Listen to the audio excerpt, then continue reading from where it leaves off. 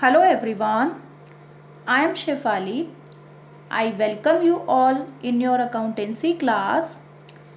We were discussing about dissolution of a firm.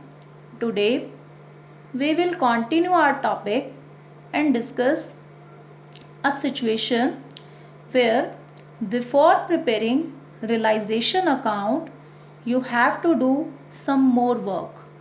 You have to find out some more items. Means कि realisation account बनाने से पहले आपको कुछ और चीज़ें फाइंड आउट करनी होंगी. अब वो क्या हो सकता है? वो आइटम्स वो हो सकती हैं पार्टनर की कैपिटल. कि डेट ऑफ डिसोल्यूशन पर आपको पार्टनर का कैपिटल नहीं पता, तो अब आप पार्टनर को पे ऑफ कैसे करोगे अगर उसकी कैपिटल ही नहीं मालूम है? आपको सिर्फ कैपिटल बता रखी है जब उसने बिजनेस शुरू किया था. अब 2 साल 3 साल जितने भी ईयर्स उन्होंने बिजनेस किया उस दौरान कैपिटल चेंज भी तो हुई होगी, तो हमें वो फाइंड आउट करना होगा. तो उसके लिए आप बनाएंगे कैपिटल अकाउंट. तो यहाँ इसी तरह का एक इलस्ट्रेशन है हमारे पास, जिसकी स्टेटमेंट में देखते हैं हमें क्या कुछ दे रहा है और क्या कुछ हमसे फाइंड आउट हमने करना होगा. कहता है XYZ कमेंस बिजनेस ऑन 1 अप्रैल 2013. जब उन्होंने बिजनेस कमेंस किया, स्टार्ट किया, तब उनकी कैपिटल्स दी हुई हैं 1,80,000 एंड 60,000 रिस्पेक्टिवली. तो बहुत क्लियर हो गया कि बिजनेस की शुरुआत जब हुई तब की कैपिटल है. तो अब हमें करना होगा, जितने भी ईयर्स बिजनेस चला तब की कैपिटल हमें ही देखनी होगी क्या क्या चेंजेस आए. प्रॉफिट एंड लॉस जो शेयर कर रहे हैं वो 4:3:3 में कर रहे हैं. उनकी कैपिटल पर हमें 5% पर एनम से इंटरेस्ट भी देना है. आपको हिंट दे रहा है कि जब आप कैपिटल अकाउंट बनाओ तो ये इंटरेस्ट भी चार्ज करना है, क्योंकि कैपिटल अकाउंट बनाएंगे कुछ एडजस्टमेंट तो करनी पड़ेंगी ना. During the years ended 31 March 2014 and 15, यानी 2 ईयर्स तक उन्होंने बिजनेस किया पार्टनरशिप फर्म में. उनके जो प्रॉफिट्स थे वो 40,000 और 50,000 थे before allowing any interest on capital. यानी जो ये प्रॉफिट है इसमें से इंटरेस्ट ऑन कैपिटल चार्ज नहीं है. मीन्स इस प्रॉफिट को आप डायरेक्टली उठा करके पार्टनर्स में नहीं बांट सकते. इसमें से आपको इंटरेस्ट ऑन कैपिटल लेस करना होगा.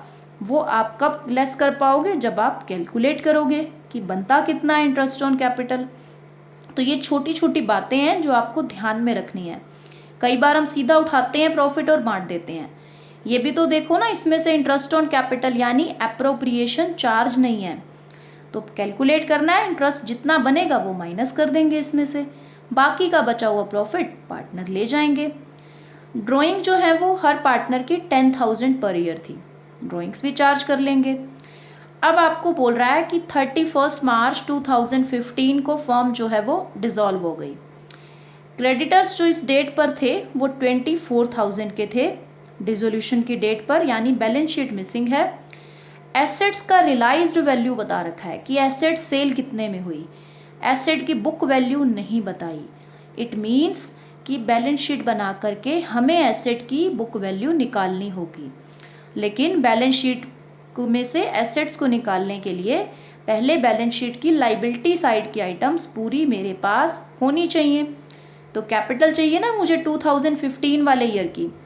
तो मैं 13 से शुरू करती हूँ, 2 ईयर्स का कैपिटल अकाउंट बनाऊंगी ताकि मैं पता लगा सकूं कि उनकी इस वक्त कैपिटल कितनी है डेट ऑफ डिसोल्यूशन पर. तो उसके लिए हम कैपिटल अकाउंट का फॉर्मेट बना लेते हैं. सो यहाँ मेरे पास है ये फॉर्मेट कैपिटल अकाउंट का. अब हम इनका कैपिटल में स्टार्ट करेंगे कि इनका जिस डेट से बिजनेस स्टार्ट हुआ है उस डेट से हम इनके कैपिटल अकाउंट की शुरुआत करेंगे. तो 1 अप्रैल 2013 को इन्होंने बिजनेस कमेंस किया था.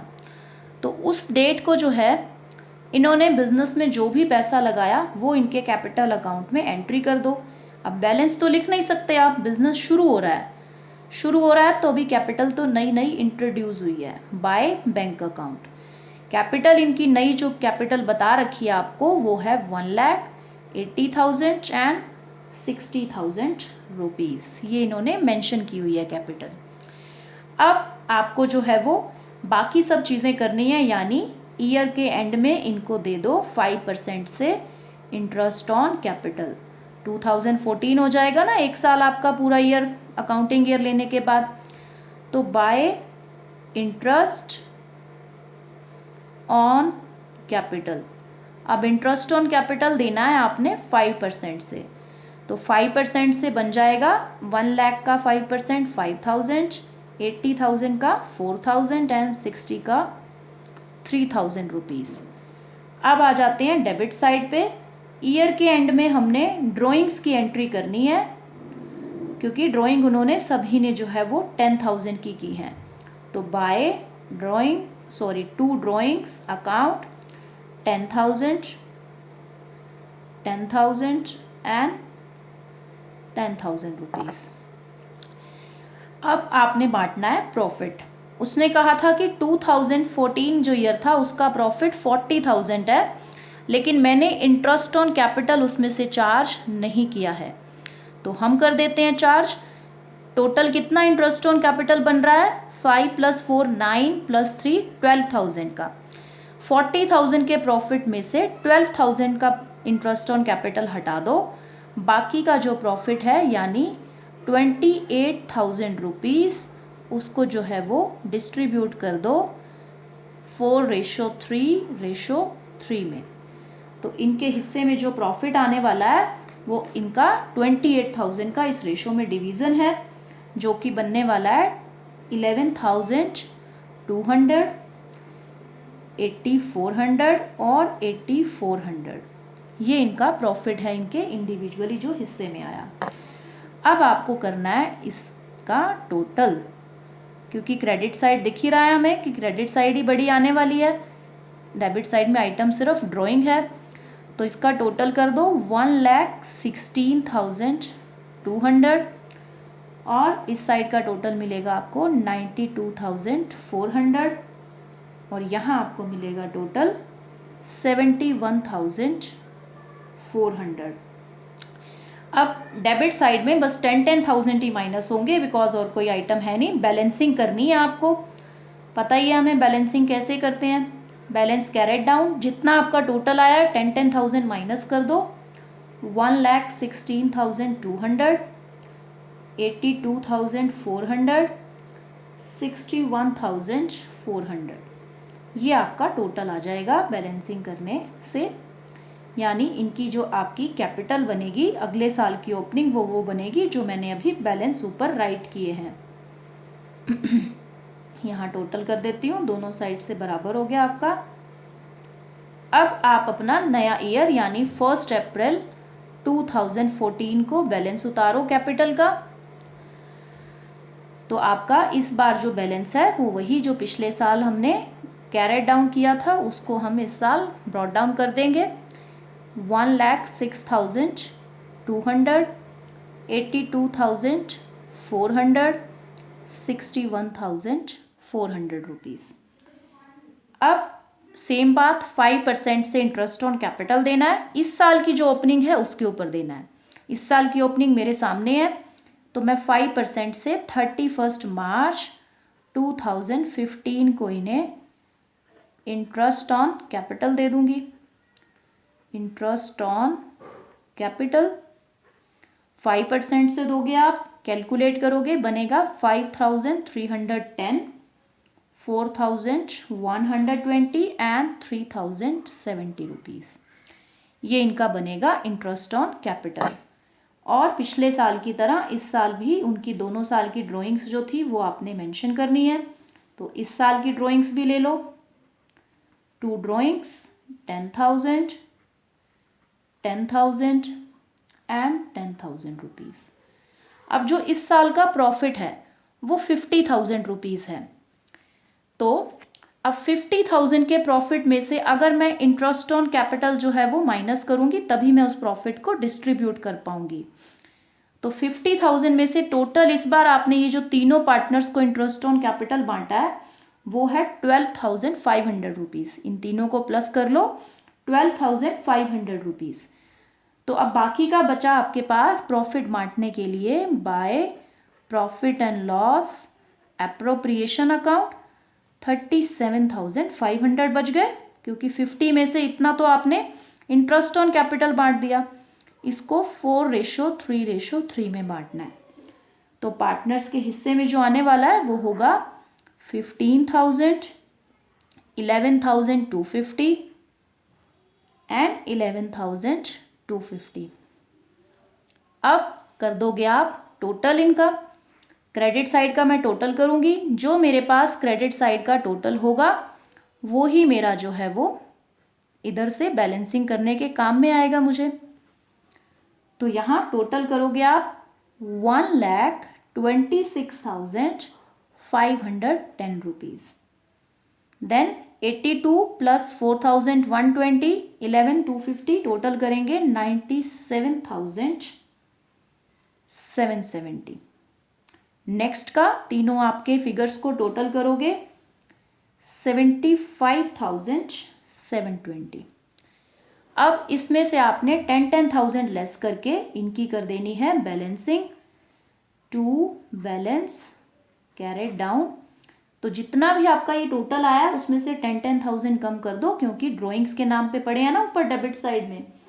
तो 1,16,510, 87,770, 65,720। 10,000 कम कर दिए मैंने। और इस साइड में सेम जो आपने टोटलिंग लिखी है वो टोटलिंग आप लिख देंगे। तो अब मेरे पास जो बैलेंस शीट का रिजल्ट आया है इसको मैं यूज़ करूँगी अपनी बैलेंस शीट बनाने में, ठीक है।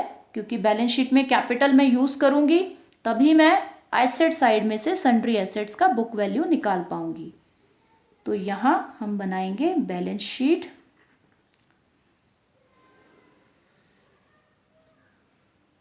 तो यहाँ हमारे पास जो है वो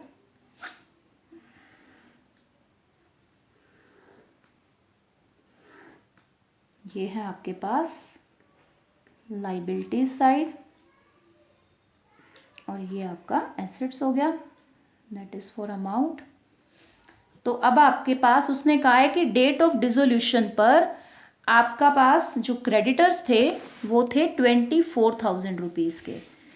डेट ऑफ डिसोल्यूशन पर मेरे क्रेडिटर्स 24,000 के थे, तो वो 24,000 से जो मैं लाइबिलिटी साइड पर एंट्री कर दूंगी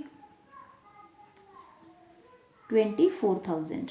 जो कैपिटल्स मेरे पास अभी अभी आई हैं वो कैपिटल्स को आप राइट करोगे और उन कैपिटल्स के अकॉर्डिंग हम देखेंगे कि हमारा लाइबिलिटी साइड का टोटल कितना बनता है।